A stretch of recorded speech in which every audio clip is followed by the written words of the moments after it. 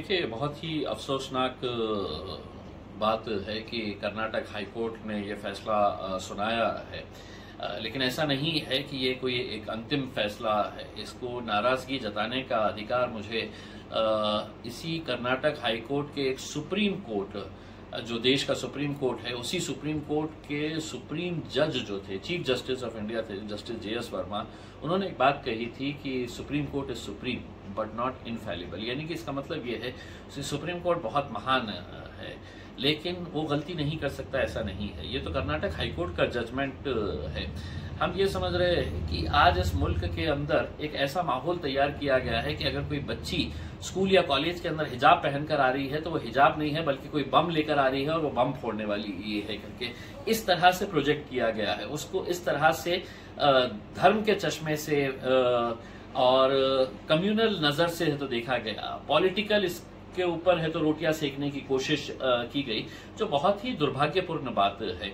मैं एक बात कहना चाहूंगा कि इसी मुल्क के अंदर सच्चर कमीशन तो तकरीबन 20 साल हो गए हैं, उसने अपनी रिपोर्ट पेश करी थी। उसके बाद रंगनाथ मिश्रा कमीशन, उसके बाद महमूद उर रहमान कमीशन, कुंडू कमेटी, ये जितने भी कमीशंस थे ये सरकार द्वारा अपॉइंटेड कमीशंस थे जिन्होंने मुसलमानों के सोशियो एजुकेशन, पॉलिटिकल इनका क्या स्टेटस है इसकी स्टडी करने के लिए। और हर एक कमीशन ने अपनी रिपोर्ट के अंदर एक बात जो कॉमन बताई वो ये थी कि मुसलमानों का एजुकेशन परसेंटेज सबसे कम है और सबसे ज्यादा अगर कोई कम पढ़े लिखे अगर कोई बच्चियां हैं सभी जाति धर्म और मजहब के तो वो मुस्लिम बच्चियां हैं।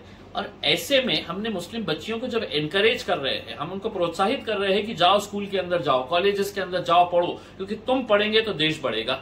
जब हम उनको ये कह रहे हैं तो अब अदालत ये कहती है कि नहीं, तुम आओ तो हम जो कपड़े पहनकर, देखिए यूनिफॉर्म कोड हो सकता है स्कूल के अंदर कॉलेजेस के अंदर, उसका आदर करना चाहिए, लेकिन अगर कोई बच्ची अपना सर ढक कर आना चाह रही है, कोई हिजाब पहनकर आना चाह रही है तो उसको आप कैसे रोक सकते हैं? और अगर आप उसको रोक रहे हैं तो जिस पार्लियामेंट के अंदर मैं जाकर बैठता हूं, जहां पर इस मुल्क के कानून बनाए जाते हैं, वहां पर कई मेरे ऐसे राजपूत समाज की, कई मेरे ऐसे राजस्थान से आई हुई बहनें हैं जो अपने सर के ऊपर का घूंघट है तो हटाती नहीं है, वो वहां पर बैठती है, घूंघट के साथ बैठती है, उन्हीं के बाजू कोई शलवार शर्ट के अंदर बैठता है। इसमें आज सड़क के ऊपर देख लीजिएगा, कई बच्चियां हमारे को ऐसी है जो शॉर्ट्स के अंदर मिलेगी, जो जीन्स पहनकर घूमती है, जो फटी हुई जीन्स पहनकर घूमती है, जो स्कर्ट पहनकर घूमती है, जो साड़ी पहनकर घूमती है।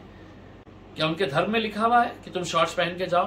क्या उनके धर्म में लिखा हुआ है तुम फटी हुई जीन्स पहन के जाओ, स्कर्ट पहनकर जाओ? किसी के धर्म के अंदर नहीं है। अपनी अपनी संस्कृति, अपने अपने कल्चर का एक हिस्सा होता है। और हिजाब भी अगर मुस्लिम बच्चियों के कल्चर का हिस्सा है, वो अपने आप को ढक कर आना चाह रही है, तो अदालत ने तो उठाकर फेंकना चाहिए था पिटीशन और कहना चाहिए था तुमको जो पहनकर आना है आओ, लेकिन पढ़ो। ये ना करते हुए हाईकोर्ट ने तो उन लुच्चे लफंगे जो उन बच्चियों को हैरान कर रहे थे, परेशान कर रहे थे, मानो उनको समर्थन किया है एक तरीके से कि तुम जो कर रहे थे वो सही है, अब इसके ऊपर बैन लगाया जाए। ये बहुत ही अफसोसनाक बात है। अब जो हाईकोर्ट का पूरा जजमेंट पढ़ेंगे और बाकी सभी जितने भी कंसर्न्ड ऑर्गेनाइजेशन है, इंडिविजुअल्स हैं, उनके साथ चर्चा कर सुप्रीम कोर्ट में देखते हैं क्या होता है।